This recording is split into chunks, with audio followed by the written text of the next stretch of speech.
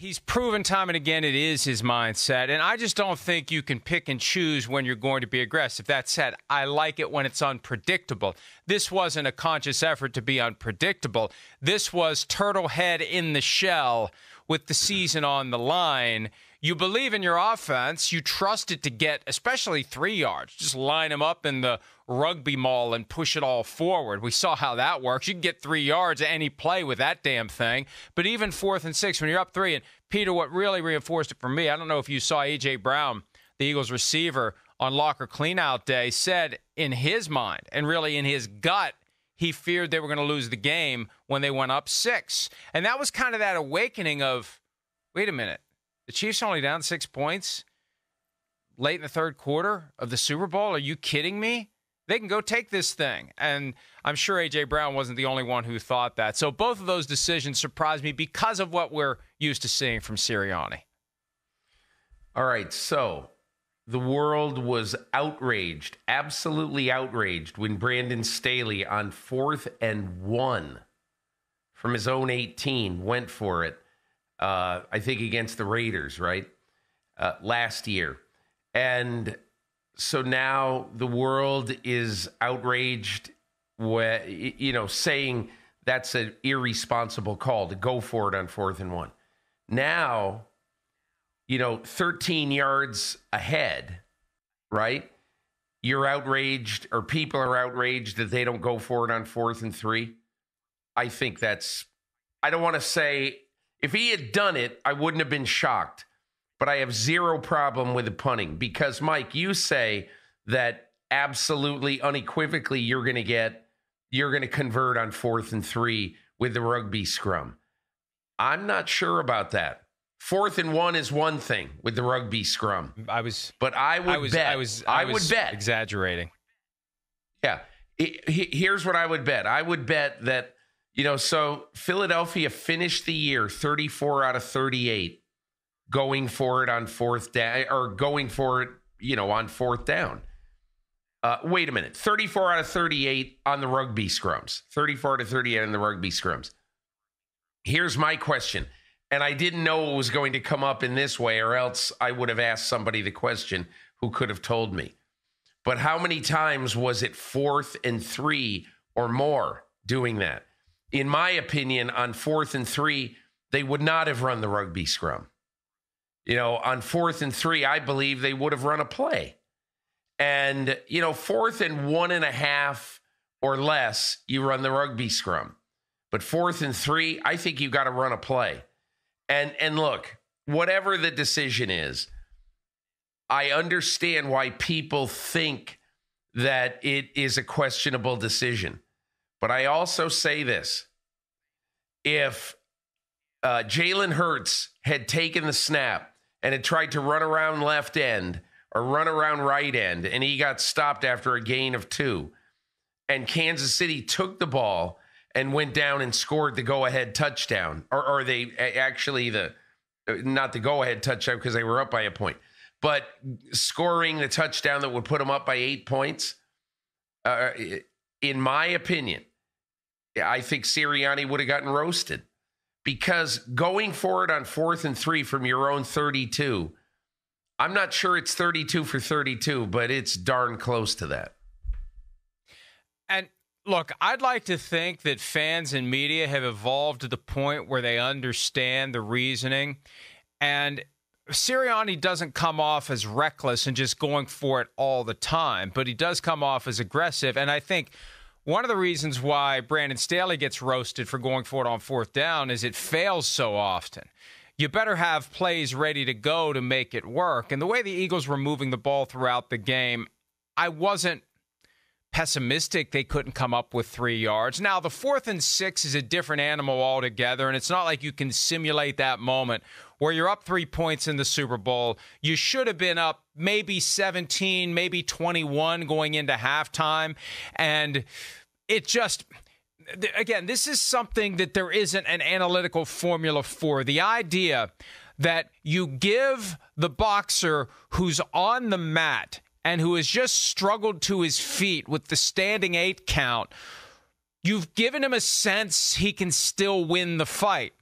And And that doesn't happen very often, and it's a unique situation. But when A.J. Brown said that, that's what underscored it for me, because I remember seeing the bodies come out onto the field, crossing the white stripe out for the field goal, thinking, why isn't he going for it? He's only up 3. You want to reestablish a 10-point lead if you can. This long drive, 3 points is unsatisfying. This is more gut feel than it is analytics, but this whole analytics explosion of the past 10 years has caused people to think that way. And Peter, in the future, if someone does this and goes for it 4th and 3 on their own 32, down 1 point in the fourth quarter, third quarter, whatever it was, fourth quarter, obviously, and it fails, I'll be the first one to say, yeah, but if they'd punted, they may have given up a 65-yard return, because that's what happened. That's one of the outcomes when you choose to punt. Well, you could snap it over the guy's head. It could be blocked. Those are all the various things that go into the formulas and just into the reality. But I've come around on this idea of accepting that you can treat all territory as 4-down territory. What used to be unconventional has become conventional. And it makes for a more exciting game when you lean into it and embrace it. And in hindsight, it makes for an easier way for the Chiefs to win the game, because they did punt, and Kadarius Toney did that. And when he broke around to the right, I thought he was going to score. It's amazing. They put the punter on his ass, and they scored, obviously, 3 plays later on Corn Dog Part 2, even though it really wasn't Corn Dog Part 2. It looked a lot like it. So I just think this is one of those circumstances that I think every coach should be studying. Those 2 sequences and why it happened, how it happened. Would you really have gone for it? Would you have kicked a field goal? Would you have punted? I just think it's grist for strategic thinking by every coach, every GM, everyone in a position to engage in that thought with every NFL team. You know, I looked this up yesterday, Mike, and, you know, the one thing about, I don't even want to call it revisionist history, but during the course of the year, Kansas City entering that last punt by Aaron Sipos, however you pronounce his name, of Philadelphia. You know, during the course of the year, Kansas City had received 57 punts during the course of the year, or that was the 57th punt. And their longest return to that point was 29 yards. And so I think it is easy to say, oh my God, should have kicked it out of bounds, should have done this, should have done that. But I'll say 2 things. That was an absolutely horse crap punt by Aaron Sipos. I mean, you're playing in the Super Bowl and you just wing-ding a punt.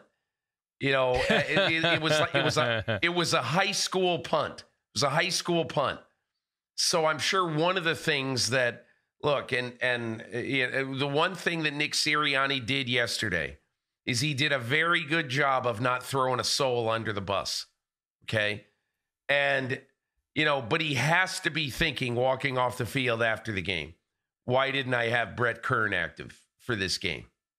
You know, because, you know, Brett Kern is a far more veteran punter, in my opinion. You know, a veteran punter in a game like that. He's played in big games, big playoff games. Okay. And again, look, whatever. All I know is that the punt itself contributed hugely to this. It had crap hang time and crap distance. So, you know, to me, I understand everybody is saying, oh my God, why didn't you go for it on 4th and 3? And why didn't you kick it out of bounds? Kansas City had been a mediocre punt return team all year. So what are you scared of? And of course, Kadarius Toney is their game breaker to put back there. But I'm just saying, Mike, that every time you introduce they could have done this, you know, at some point, the players have to execute what they're supposed to execute. And the Eagles punter on that play didn't execute what he should have done. And that, to me, You know, you can, whoever you want to blame for it. Those are the facts. So I don't go back to 4th and 3 and say, you've been risky all year. You should have gone for it. I would love to know if, because I don't know the answer to this question. Did Nick Sirianni ever, from inside his 40-yard line, go for it on 4th and 3 during the year? If so, how many times? What was the situation? You ahead, you behind, whatever. But going for it on 4th and 3 from your own 32 is no gimme decision. Come on. Oh, I'm not saying it's an easy decision. I'm not saying it's obvious. But what I'm saying is when you consider the broader circumstances of the game, number one, you should have been up 17 or 21 at halftime. It shouldn't have been 24-14. You should have delivered the knockout punch to Patrick Mahomes and company when you could. Number two, Mahomes and company come out to start the half with a 10-play, 75-yard drive that tells you, even though you thought maybe he had aggravated the ankle injury and wasn't going to be the same guy, he was still going to be highly effective. And that Chiefs offense had emerged from its slumber. So then, after you have your long drive that almost began with disaster, but the play was rightly overturned because it wasn't a catch before it was a fumble that was returned for a touchdown, you cap it with a field goal, and the Chiefs go 9 plays, 75 yards, 150 yards, back-to-back drives. The Kraken had been released. That was the Kansas City offense. Why are you giving the ball back to them? That's part of this, too. Set aside the 65-yard punt return. I'm very confident that the Chiefs would have driven the ball down the field and scored anyway, leaving the Eagles with less time to match it and get the 2-point conversion to tie it at 35. The Chiefs were awake. Those are all the things you got to process, and I'm not saying this is easy. There's a lot of stuff you got to process in real time while you're on the sideline in a 67,000-person arena, 100 million plus watching. You got to make these decisions in 30-second increments. It's not easy. What I'm fascinated by is the lessons to be taken from it and how it may further refine the thinking of coaches when they're in those moments. Because the best coaches, Peter, and you know this, they don't simply learn from their own mistakes. They are constantly paying attention to the experiences of all other coaches, processing what would I have done, and more importantly, if I'm ever in a situation like that, what would I do? Because the more you think about it ahead of time, the more you can access it when it's time to make a decision like that of your own. See, you're absolutely right, Mike. But I guess my point is, I don't think necessarily that that Nick Sirianni made a mistake on what his decisions were. And you're right. It's easy to argue and contend that Philadelphia should have been up more. And look, no more reason to think that than on the play when obviously Isaac Sumalo, the right guard, has a flinch for a false start, a little bit more than a flinch. And now instead of an easy push the pile 4th and 2 feet to get a first down, it's now 4th and 5+. And, obviously it's a totally different situation. And then instead of basically, if you look at it this way, Mike, instead of being up either, let's say, 17-7 or 21-7, then the game is tied, a few plays later. So I just sort of look at this, Mike, and I look at all sorts of plays that happen in the course of the game, but it isn't the biggest plays in this game, unless we talk about the defensive coaches on the Eagles and something that they didn't do late in the game on the Tony and Sky Moore touchdowns. Okay. Players have to make the plays that they're put on the field to make. And so when there's a false start on 4th and 2 feet that makes the 4th down much, much harder to earn, that's on the player. Okay. When they don't cover the guys in the secondary the way they should, that's on the player. On the players. When the punter kicks or boots a high school punt and maybe a high school JV punt, when he makes a high school punt in a Super Bowl game, that's not on Nick Sirianni. That's on the punter. Now, it might be on Nick Sirianni for not having Brett Kern active. However, all I'm saying is that players in these positions have to make plays. And there were a lot of times Sunday that the Eagles did not make the plays. And, this reminds me of a conversation Sims and I had 11 days ago, the first day of Super Bowl week, when you can actually talk about the game because there isn't an endless stream of guests, which we enjoyed. But Monday, there isn't much happening, so you're delving into the upcoming Super Bowl. And one of the points Chris made that I repeated every chance I could all week long, you have a Chiefs team that has dealt with adversity, that has had to fight through tough situations, hard-fought battles, whether it's over the Bengals, even the Jaguars. That wasn't easy, especially with Mahomes truly hopping around on one leg. The Eagles had it easy. The Eagles hadn't been in these kinds of situations where you have to make tough decisions in real time. When everything comes easily for a football team, Peter, that complicates everything. You're used to your players executing properly. You don't have to make these tough decisions. By the time you get to the late third quarter, the toughest decision is how long do I leave my starters in this blowout? And I think that's part of it, too. When you get to the biggest stage and you haven't been put through these tough positions where you've really got to think it through, you've got to make a tough decision, you've got to factor in the reality that this opponent you're playing is better than what you've faced, and maybe your players won't be able to execute the plan the way they'd like to because the guys on the other side are better than what you've seen. That's what makes it more of a challenge for a guy who's only in his second year as a head coach. Yeah, but I guess I would just say that I can't think of a lot of instances in this game that, even with Mike, we've had 4 or 5 days now to think about it and to consider everything. I can't look at a decision that Nick Sirianni made that I say that was a bad decision.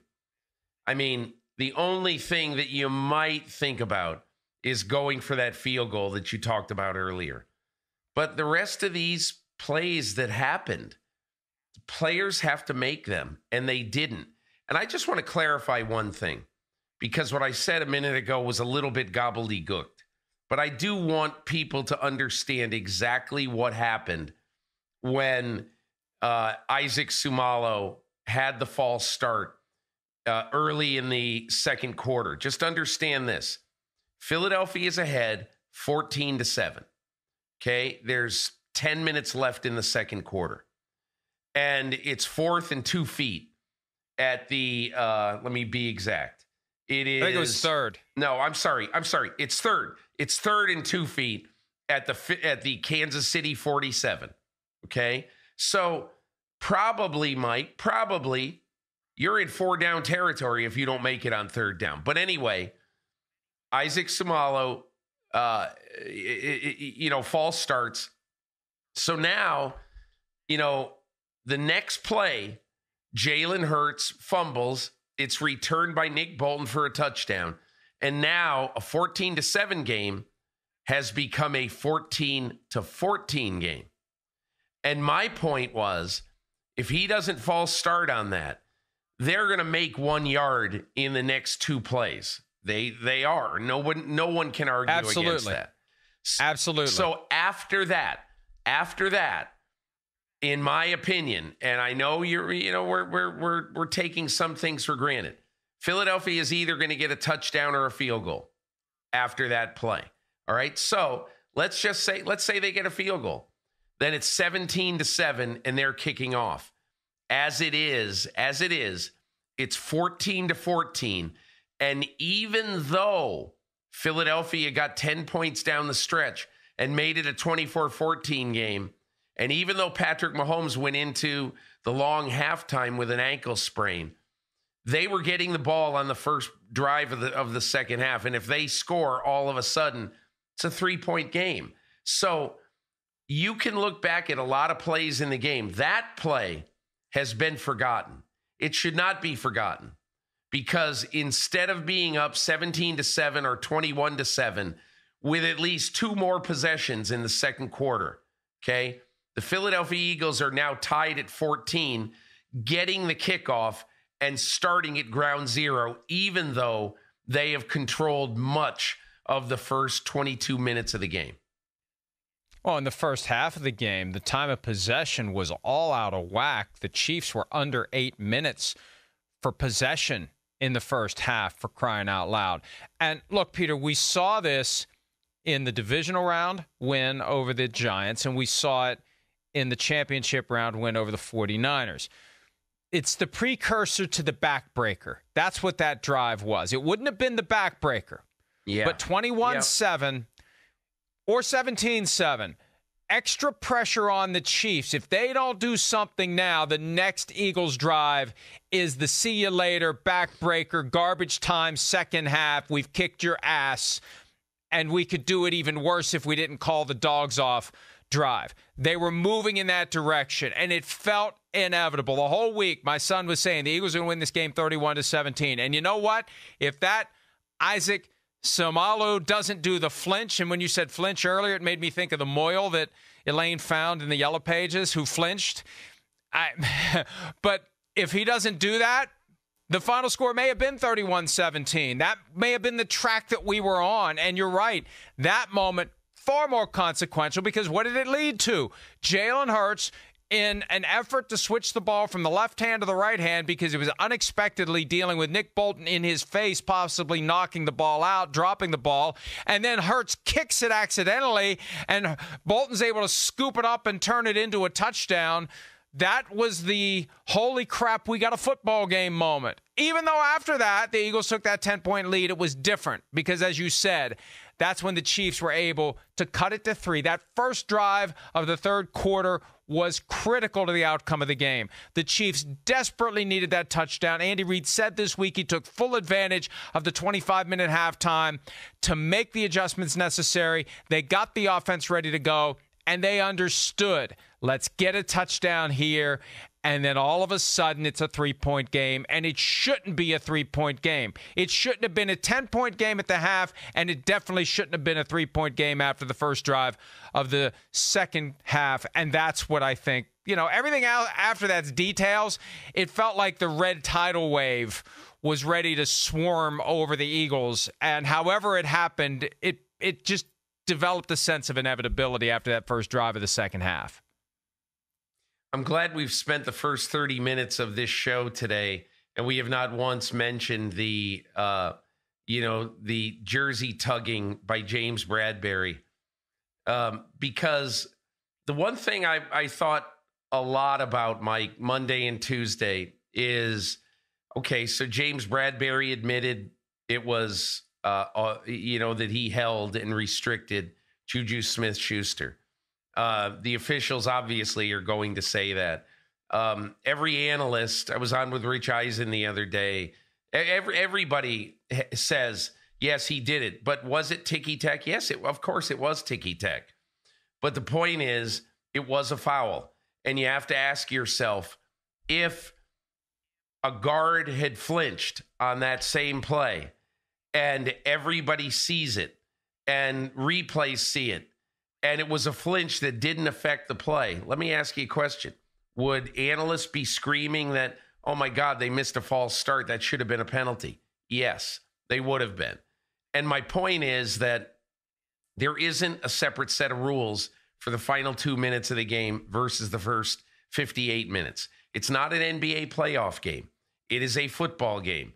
And if you see something, if you see a jersey grab, which obviously the field judge saw in that particular case, if you see a jersey grab, you got to throw the flag, period. I just don't have any sympathy, empathy, anything for anybody who is still harping on that 5 days after the fact. Yeah, we agree on that 100%, Peter. That's something Coach Dungy pointed out yesterday. The idea that they were told back in 2003, you have that jersey grab, it's getting called. If the official sees it, it's getting called. And those jerseys are tight. Those jerseys are not easy to stretch. Yeah. The undershirt that you'll see get pulled 5 feet from time to time, that stretches. To make that jersey stretch, you're applying force to it, and you're restricting the guy. Even if it doesn't look like it, you're restricting him. He's trying to run away from you, but you're restricting him with that pull. And here's the other thing before we move forward. This is a fascinating question that Coach Dungy raised as well.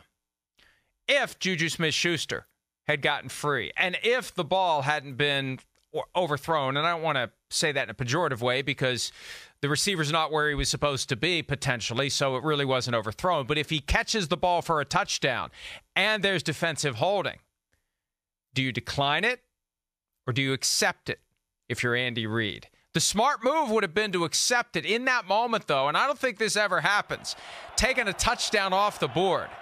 What would Andy Reid have done, Peter? That would have been one hell of a dilemma for him because you want to continue to keep the ball, control the clock, and leave the Eagles with nothing. It would have been 1:48 to play, up 7. Man, that would have been a tough decision. And the easy one is take the 7. The harder one is keep the ball. I think he would have taken the play. I just don't think that Andy Reid would have said at that moment, we will decline a 7-point lead with a minute, whatever it would have been, a minute 45 to go by the time Philadelphia got the ball, or maybe a minute 50 and one timeout. I don't know that. I mean, who knows? But my gut feeling is he would have taken the points. Well, the fact that they were throwing for the end zone shows they were trying to get the points. Right. Now, that may have been an audible. It may have been a freelance. It may have been Patrick Mahomes saw something and he took a chance. But they did throw for the end zone on that play. So they were trying to get the 7, and they were content to go back out on the field and play defense. That's something Steve Spagnuolo said earlier this week on CBS Sports Radio. He had mixed feelings about Jerick McKinnon taking a knee at the 2 when they were clearly working the clock down for the game-winning field goal because as a defensive coach, he wanted his guys to close out the Super Bowl, and he had confidence that they would. He may have been the only one who had confidence that they would after the drive where we saw the Eagles go right down the field and get the 2-pointer and tie it at 35. Hi, it's Mike Florio. Thanks for watching PFT on YouTube. Hit subscribe for the latest news and analysis from Pro Football Talk.